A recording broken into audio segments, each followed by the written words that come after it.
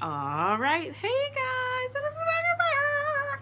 I'm coming to you with my review of Gangsta episode 12.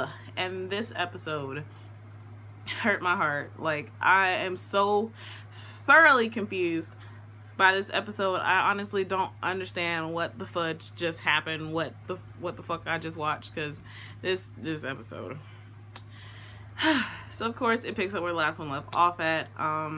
Delico and Yang are still with, I think her name is Rachel, I can't remember, the little girl whose little sister got killed by Erica. Constance is still missing. Marco and Miss Cristiano and was Gal there? I don't remember. No, Gal's not there yet. Gal is still missing. Marco and Miss Cristiano, are still at Bastard because Miss Cristiano left with the baby, of course. Alex was down for the count, and she was like laid out in bed having a panic attack about her little brother. Look at this. Having a panic attack about her little brother, and just so much stuff was happening in this episode. Stryker is still on the loose, and I don't know how to feel about this episode. Like, I don't know how to feel about the way things came to be in this episode. Like, how they were, because like I said, Constance is still missing, and Joelle, the grandma, Ji-chan, came and beat the shit out of Marco with her cane, because I mean, that is her granddaughter, and from what it says, he was in the Immense, I don't know how to pronounce that word, whatever the group that Stryker was in. I'm guessing that Marco was a part of that group at one point in time, and then he got out of it and sided with Miss Cristiano. So at one point in time he was just as bad as they are, but now that he's been out for like 15 years, he doesn't know if he'll be able to keep up with them or be able to even counter Stryker now, because Stryker is so freaking strong. He is scary. I think he's scarier than the axe chick. I think her name is Sai. I can't remember.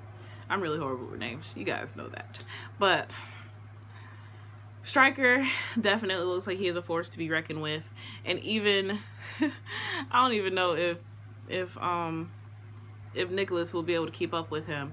But at one point they showed like Warwick and I don't remember his name, all at the Monroe mansion, and they were like searching the mansion for Mr. Monroe, and he wasn't there, but Stryker was there and they had to fight him. And Warwick is pretty freaking badass for being a normal. He was able to almost catch Stryker off guard, and Stryker was able to break a freaking steel door. How in the hell does that even work? How does that happen? What Twilight is strong enough to do that? I don't know where in the world they pulling this stuff from, but it's a little scary. I would be terrified if I saw somebody break a steel door. Like, how is that even freaking possible? I don't understand. But just, he was able to break through the steel door, but Warwick was able to somewhat catch him off guard, and he even set up like automatic guns from the top of the doorway, and he was able to dodge them. Like, who dodges an automatic? Like, I don't understand. I don't understand how that works. But Warwick was able to get the hand up on him, and he did. Looks like he shot him with some downers, so Stryker got pissed and threw him out the window. And it looked like, of course, he got stabbed too, while like Warwick was able to shoot Stryker with the downers, but Stryker was able to stab Warwick in the stomach. And most of the time stomach blows like that are not good. Like, they can become pretty fatal depending on where he stabbed him at. So yeah, it was pretty bad. Like, Warwick looks like he might not make it, and he was also having like flashbacks, like Monroe telling him that he's just a fragile, powerless normal, and he'll never be able to catch up or keep up with the Twilights and all that good stuff, and how he will never be able to catch up with Nicholas. But Stryker said that there was something off about Warwick, so I don't know, maybe he's like well, not half normal, but half Twilight. I don't know. I don't even know if that's a thing, but there is something off about Warwick that I can't entirely put my finger on. I don't know how to explain it, but Warwick, there's something off about him as to why he's able to do the things that he does, and he's only a normal. Like, I mean, according to them, he's only a normal, so he's doing things that normals shouldn't be able to do. Plus, on top of that, having like a hell of a photographic memory. There's something off about Warwick that they're not telling us, and I feel like this might have been the end of the season. I mean, it is episode 12, so I do feel like it was the end of the season because of the way it ended, and then there was no preview. So, yeah, it makes me mad that they ended at this like point in time. It kind of reminds me of how No Game No Life ended, where it literally ended in the middle of an arc. So I really want to see, I wanted to know what's going to happen, but I have a really strong feeling that this was the end of the season.